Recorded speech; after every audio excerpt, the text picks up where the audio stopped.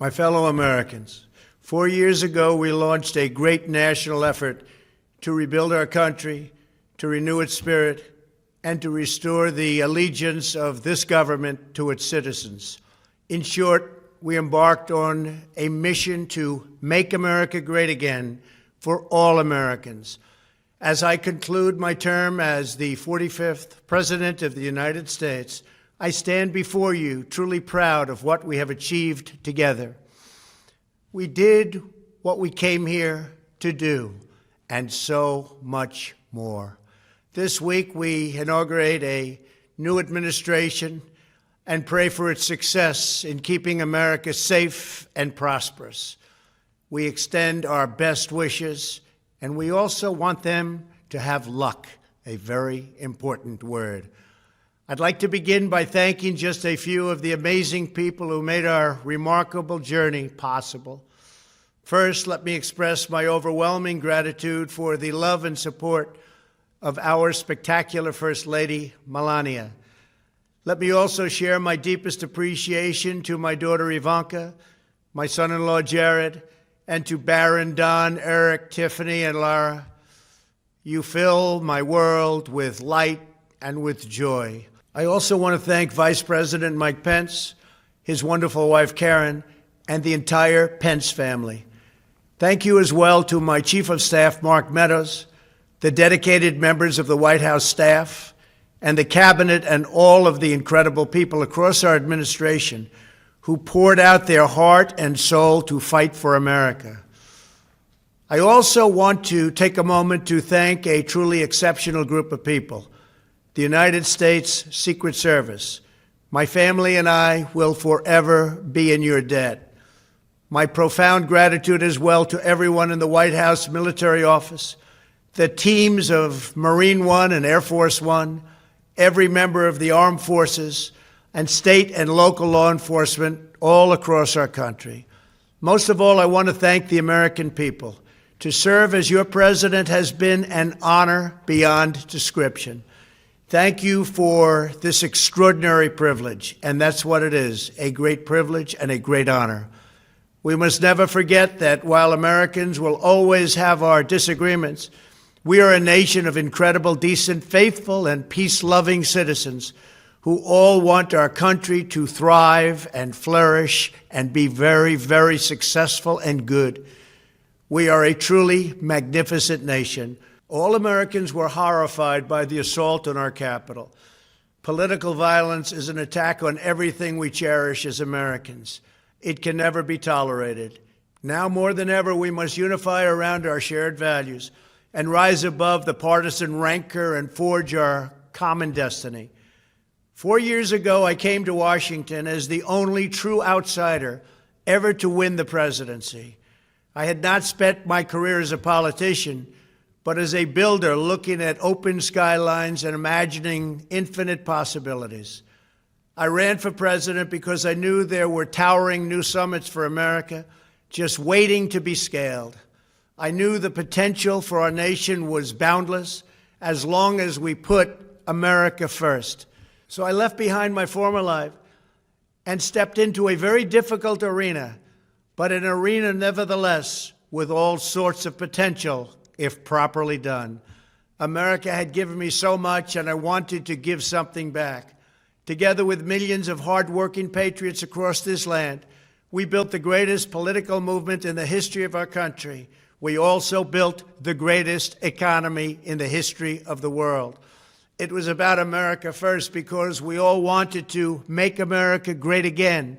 We restored the principle that a nation exists to serve its citizens. Our agenda was not about right or left. It wasn't about Republican or Democrat, but about the good of a nation, and that means the whole nation. With the support and prayers of the American people, we achieved more than anyone thought possible. Nobody thought we could even come close. We passed the largest package of tax cuts and reforms in American history. We slashed more job-killing regulations than any administration had ever done before. We fixed our broken trade deals, withdrew from the horrible Trans-Pacific Partnership and the impossible Paris Climate Accord, renegotiated the one-sided South Korea deal, and we replaced NAFTA with the groundbreaking USMCA. That's Mexico and Canada, a deal that's worked out very, very well. Also, and very importantly, we imposed historic and monumental tariffs on China, made a great new deal with China. But before the ink was even dry, we and the whole world got hit with the China virus. Our trade relationship was rapidly changing. Billions and billions of dollars were pouring into the U.S., but the virus forced us to go in a different direction. The whole world suffered, but America outperformed other countries economically because of our incredible economy and the economy that we built. Without the foundations and footings, it wouldn't have worked out this way. We wouldn't have some of the best numbers we've ever had. We also unlocked our energy resources and became the world's #1 producer of oil and natural gas, by far. Powered by these policies, we built the greatest economy in the history of the world. We reignited America's job creation and achieved record low unemployment for African Americans, Hispanic Americans, Asian Americans, women, almost everyone. Income soared, wages boomed, the American dream was restored, and millions were lifted from poverty in just a few short years. It was a miracle. The stock market set one record after another, with 148 stock market highs during this short period of time, and boosted the retirements and pensions of hardworking citizens all across our nation. 401ks are at a level they've never been at before. We've never seen numbers like we've seen, and that's before the pandemic and after the pandemic. We rebuilt the American manufacturing base, opened up thousands of new factories, and brought back the beautiful phrase, "Made in the USA." To make life better for working families, we doubled the child tax credit and signed the largest ever expansion of funding for child care and development. We joined with the private sector to secure commitments to train more than 16 million American workers for the jobs of tomorrow. When our nation was hit with the terrible pandemic, we produced not one, but 2 vaccines with record-breaking speed, and more will quickly follow. They said it couldn't be done, but we did it. They called it a medical miracle, and that's what they're calling it right now, a medical miracle. Another administration would have taken 3, 4, 5, maybe even up to 10 years to develop a vaccine. We did it in 9 months. We grieve for every life lost, and we pledge in their memory to wipe out this horrible pandemic once and for all. When the virus took its brutal toll on the world's economy, we launched the fastest economic recovery our country has ever seen. We passed nearly $4 trillion in economic relief, saved or supported over 50 million jobs, and slashed the unemployment rate in half. These are numbers that our country has never seen before. We created choice and transparency in healthcare, stood up to Big Pharma in so many ways, but especially in our effort to get favored nations clauses added, which will give us the lowest prescription drug prices anywhere in the world.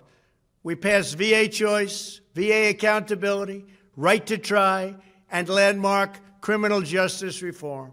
We confirmed 3 new justices of the United States Supreme Court. We appointed nearly 300 federal judges to interpret our Constitution as written. For years, the American people pleaded with Washington to finally secure the nation's borders. I am pleased to say we answered that plea and achieved the most secure border in U.S. history. We have given our brave border agents and heroic ICE officers the tools they need to do their jobs better than they have ever done before, and to enforce our laws and keep America safe. We proudly leave the next administration with the strongest and most robust border security measures ever put into place. This includes historic agreements with Mexico, Guatemala, Honduras, and El Salvador, along with more than 450 miles of powerful new wall. We restored American strength at home and American leadership abroad. The world respects us again. Please don't lose that respect. We reclaimed our sovereignty by standing up for America at the United Nations and withdrawing from the one-sided global deals that never served our interest. And NATO countries are now paying hundreds of billions of dollars more than when I arrived just a few years ago. It was very unfair. We were paying the cost for the world. Now the world is helping us. And perhaps most importantly of all, with nearly $3 trillion, we fully rebuilt the American military, all made in the USA. We launched the first new branch of the United States Armed Forces in 75 years, the Space Force. And last spring, I stood at Kennedy Space Center in Florida and watched as American astronauts returned to space on American rockets for the first time in many, many years. We revitalized our alliances and rallied the nations of the world to stand up to China like never before. We obliterated the ISIS caliphate and ended the wretched life of its founder and leader, al-Baghdadi. We stood up to the oppressive Iranian regime and killed the world's top terrorist, Iranian butcher Qasem Soleimani. We recognized Jerusalem as the capital of Israel and recognized Israeli sovereignty over the Golan Heights. As a result of our bold diplomacy and principled realism, we achieved a series of historic peace deals in the Middle East. Nobody believed it could happen. The Abraham Accords opened the doors to a future of peace and harmony, not violence and bloodshed. It is the dawn of a new Middle East, and we are bringing our soldiers home. I am especially proud to be the first president in decades who has started no new wars. Above all, we have reasserted the sacred idea that in America, the government answers to the people.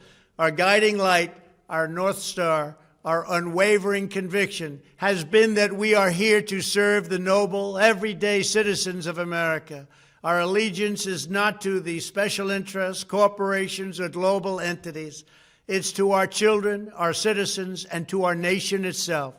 As president, my top priority, my constant concern, has always been the best interests of American workers and American families. I did not seek the easiest course. By far, it was actually the most difficult. I did not seek the path that would get the least criticism. I took on the tough battles, the hardest fights, the most difficult choices, because that's what you elected me to do. Your needs were my first and last unyielding focus. This, I hope, will be our greatest legacy. Together, we put the American people back in charge of our country. We restored self-government. We restored the idea that in America, no one is forgotten because everyone matters and everyone has a voice. We fought for the principle that every citizen is entitled to equal dignity, equal treatment, and equal rights, because we are all made equal by God.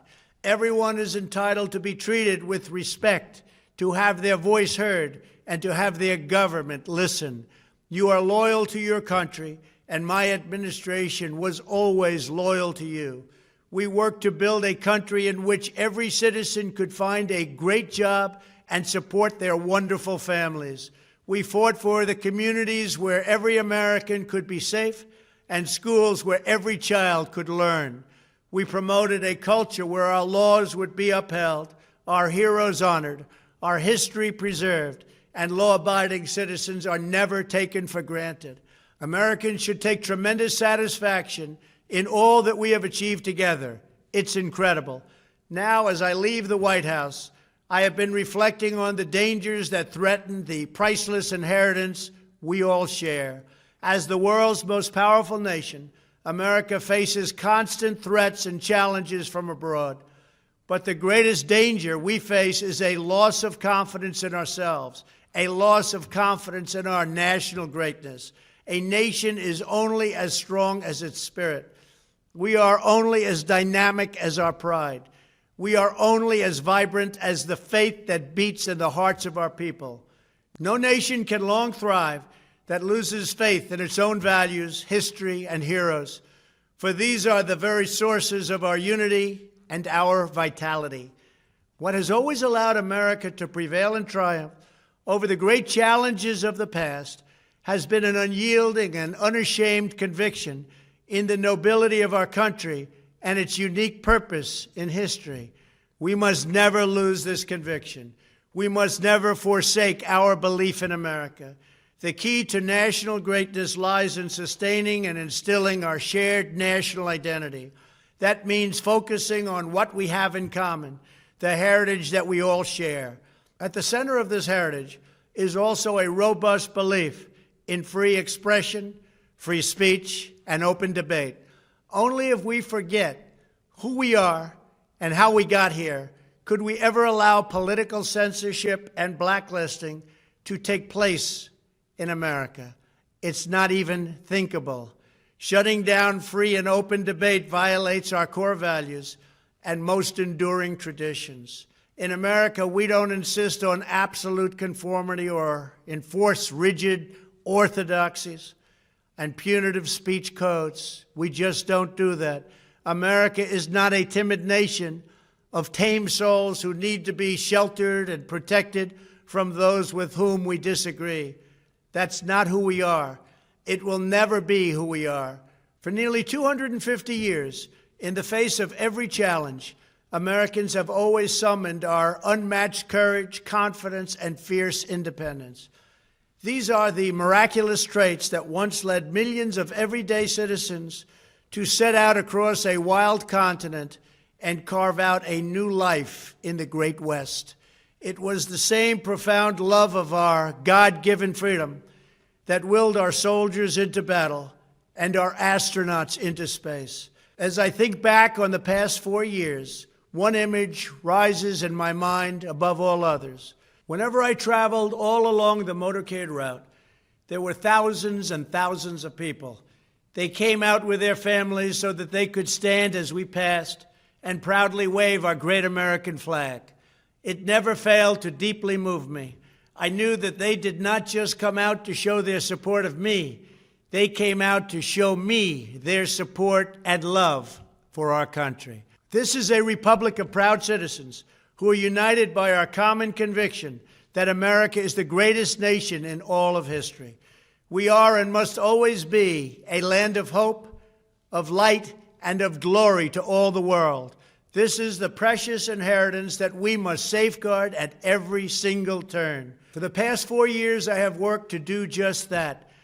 From a great hall of Muslim leaders in Riyadh to a great square of Polish people in Warsaw, from the floor of the Korean Assembly to the podium at the United Nations General Assembly, and from the Forbidden City in Beijing to the shadow of Mount Rushmore, I fought for you, I fought for your family, I fought for our country. Above all, I fought for America and all it stands for, and that is safe, strong, proud, and free. Now, as I prepare to hand power over to a new administration at noon on Wednesday, I want you to know that the movement we started is only just beginning. There's never been anything like it. The belief that a nation must serve its citizens will not dwindle, but instead only grow stronger by the day. As long as the American people hold in their hearts deep and devoted love of country, then there is nothing that this nation cannot achieve. Our communities will flourish, our people will be prosperous, our traditions will be cherished, our faith will be strong, and our future will be brighter than ever before. I go from this majestic place with a loyal and joyful heart, an optimistic spirit, and a supreme confidence that for our country and for our children, the best is yet to come. Thank you and farewell. God bless you. God bless the United States of America.